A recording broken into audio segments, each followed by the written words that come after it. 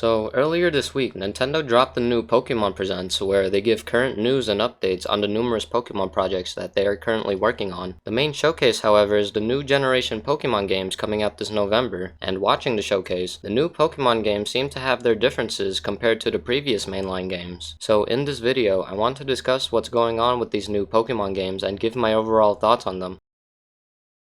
So, Pokemon Scarlet and Violet, as you may know, are the new Generation 9 Pokemon games coming out later this year. To start the video off, I want to inform you that these new games will be open-world RPGs, and according to Nintendo, are the first in the series. What's cool about this is that in addition to that, Nintendo also says that multiplayer co-op will be an option when experiencing this game. They did have forms of multiplayer in previous games, but in these new games, you're allowed to do much more, such as roaming the region with the people you're playing with. Me personally, I find this to be really cool, as before the only forms of multiplayer is usually just battling and trading, but now you can do a lot more things. Maybe you can even play the entire story in co-op.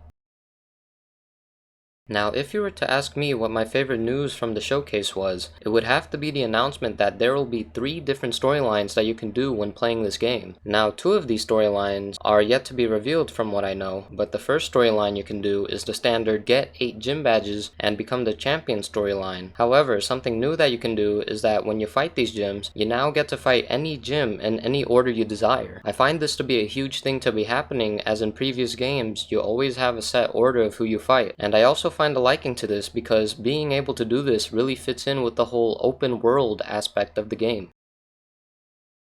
Finally, I want to talk about the new Pokemon and the new mechanics they will be adding. To start off, the new legendaries added to this game are named Koraidon and Miraidon. What's special about these legendaries is that they will be your most optimal way to get through the region. I like how they have different forms for riding, swimming, and flying, especially the riding forms, as they both look like motorbikes. Something else to talk about as well is that just like previous generations, this generation will have a new gimmick in battling, and this new gimmick is known as terrestrializing. One thing I find interesting is that sometimes terrestrializing will change a Pokemon's type depending on the Pokemon. Some Pokemon can even have multiple types to change to, such as Eevee for example. Eevee could turn into types such as normal or water. What makes this new gimmick better in my opinion than some of the others in the past is the fact that since some Pokemon can change types, it will be way less predictable in how someone's battle strategy turns out.